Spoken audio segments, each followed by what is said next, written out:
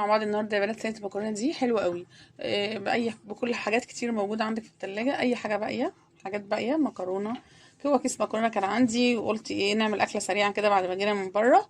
والله شايفين حاجه كده زي الفل. الف هنا وشفا يا رب اللي هياكلوها.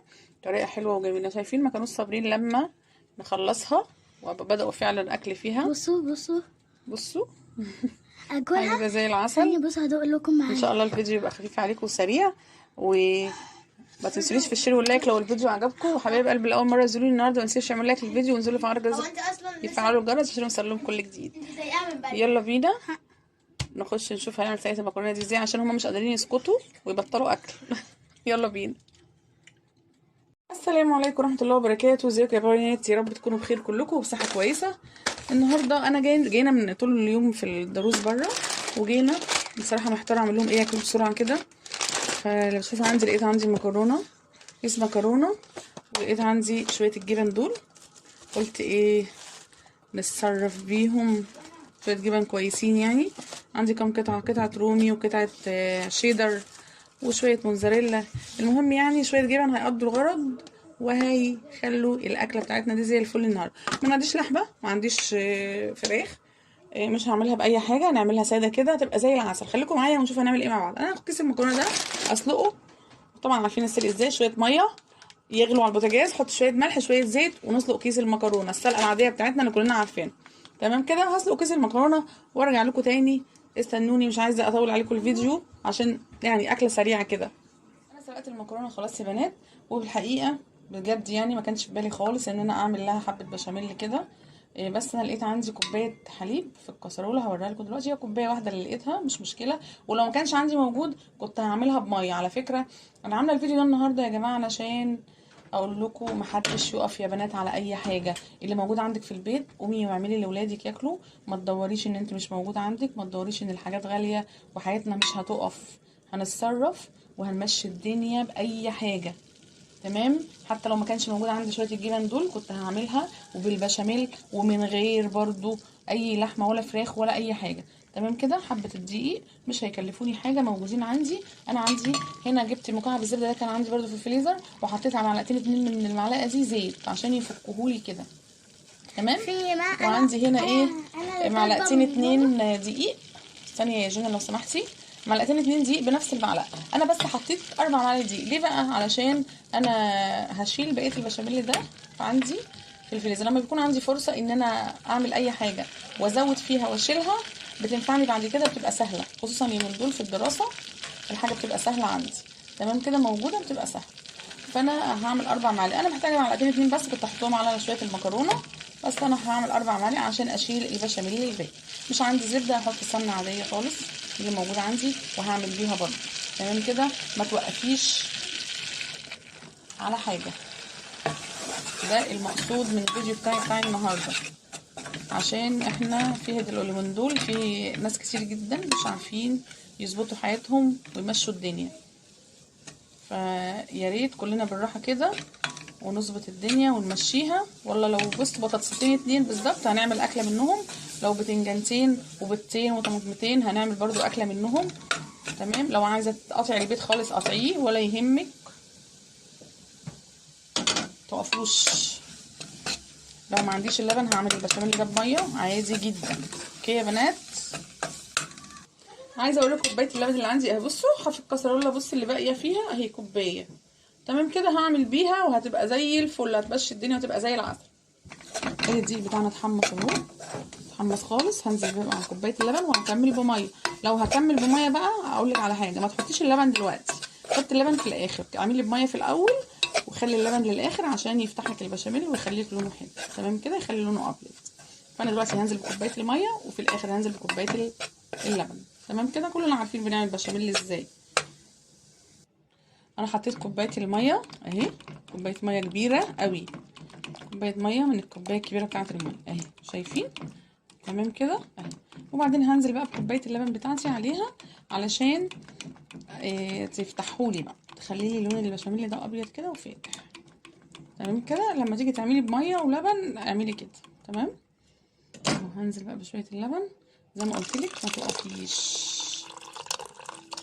خلاص شويه اللبن بتوعي بح خلاص. تمام. هنعمل بيهم ولا هيهمنا حاجه. والله لو ما فيش يا جماعه الميه بيبقى زي العسل، ولا يهمك اعملي وما توقفيش خالص، وما تقوليش انا ما عنديش حاجه اعمل والدنيا تقف والكلام ده، اوعي.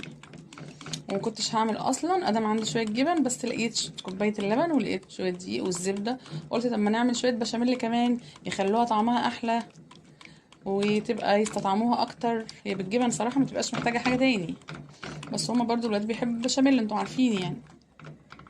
كده هننزل يبقى عليها بقى معلقه الملح بتاعتنا، معلقه الملح، وهنحط رشه فلفل بسيطه قوي، لو عندك ابيض يبقى سلام تمام، مفيش يبقى هنحط بقى من الاسود عادي زي كده يعني.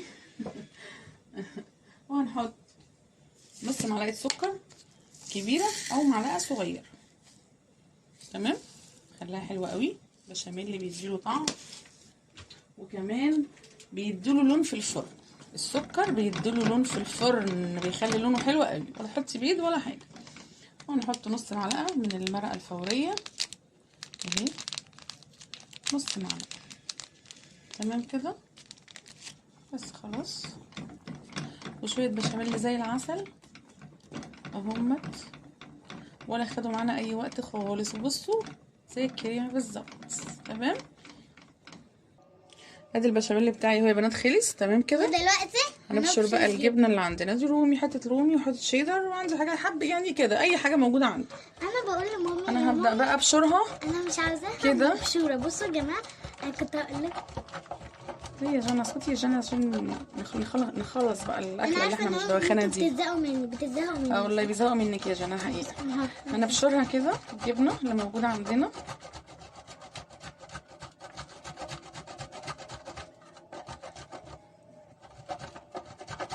ادي بقى الجبنه بتاعتي اهيت، الشيدر والموزاريلا والرومي تمام كده. قلنا اللي موجود هنعمل بيه حاجه واحده بس حلوه قوي زي الفل. وعندي البايركس بتاعي تمام كده، ادي البايركس بتاعي اللي هنشتغل فيه هندهنه. وعندي الكيس المكرونه اللي انا عملته في نفس الحله اهو اللي انا عملت. وانتي بتعملي المكرونه خدي بالك ان الجبن دي اكيد في جبنه الرومي بتبقى مملحه شويه، فخدي بالك من النقطه دي واظبطي الملح بتاعك. هنحط بقى هنا ايه معلقتين بشاميل كده في المكرونه اهي، ونقلبها كلها كده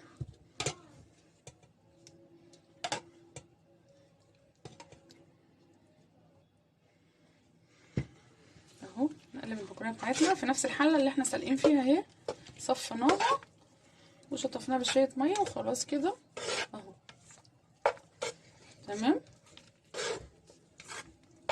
الطاجن بتاعنا دهنينه اهوت، وهننزل بالمكرونه كده اهو اهي،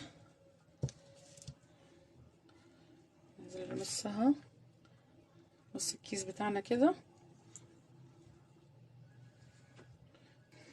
ادي كميه نص كميه المكرونه، وهنروح حاطين عليها ايه بقى برضو كميه حلوه قوي من الجبنه في الوسط كده. بصوا بقى هتبقى جامده مكرونه، هتبقى يا جماعه حاجه كده زي الفل. مش بالمعلقه معلش بقى انا هعمل بايدي. تمام اهو.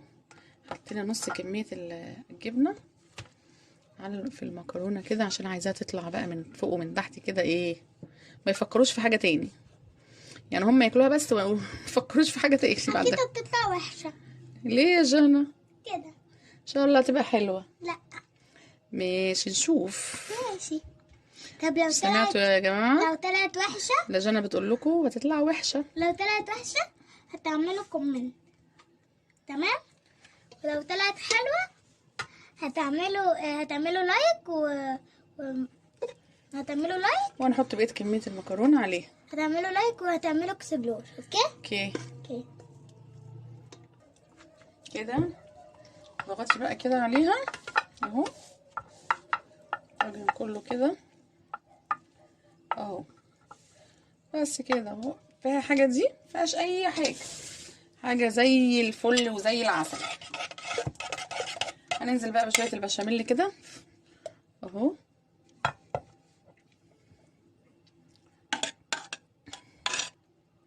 حطيت شويه البشاميل اللي انا المفروض احطهم يعني. عايز تزودي زودي براحتك خالص. وبعدين هنزل بقى بايه شويه الجبنه كده عليها علشان تكمل حلاوتها. تمام يا جماعه اهو. تمام كده اهوت، حاجه كده زي العسل. تمام، حطينا كده كميه الجبنه بتاعتنا اهي على الصينيه. هعمل بس حركه كده عشان تخلي لون المكرونه بتاعتنا حلوه قوي وهي طالعه من الفرن. بصوا بابريكا بسيط قوي كده، بصوا اهو مع الجبنه بتخلي لونها حلو جدا. اللي عايز يحطها يحطها، اللي مش عاوز براحته. يا سلام، زي ما نسا قالت لكم كده يا جماعه. جانا طبعا بتحب التصوير جدا، عايزه اقول لكم جدا. شوفوها في القناه التانية بتاعتنا معيله من شبرا. بموت في التصوير، بحب التصوير قوي قوي. شايفين بقى ايه كده؟ هندخلها بقى ايه الفرن على طول. استنوني ما تروحوش في اي حته، اول ما تخرج من الفرن هوريها لكم الصينيه دي واوريكم شكلها ايه. تمام كده. صينيه المكرونه بتاعتي بعد ما طلعت من الفرن، عايزه اقول لكم مفيش صبر لما نخرجها ونصورها، مستعجلين. شايفين اهو، بصوا بقى خلاص بدأنا خلاص فيها اصلا. حاجه كده زي العسل. الف هنا وشفا يا رب للي هياكلوها. طريقه حلوه وجميله، اعملوها وان شاء الله تعجبكم وتبقى عند حسن ظنكم. بصوا المكرونه بتاعت شكلها عامل ازاي وجمالها وحلاوتها، حاجه كده زي الفل والله العظيم اهو. بصوا يا جماعه شايفين؟ الف هنا وشفا يا رب للي هياكلوها. يا رب يكون فيديو النهارده عجبكم وكنا عند حسن ظنكم، وابقى دايما ضيفه خفيفه عليكم. لو كان فيديو النهارده عجبكم ما تنسونيش في الشير واللايك. تحفه. انا لو عليا اكل كل دول دلوقتي. واشوفكم ان شاء الله في فيديو جديد. والسلام عليكم ورحمه الله وبركاته.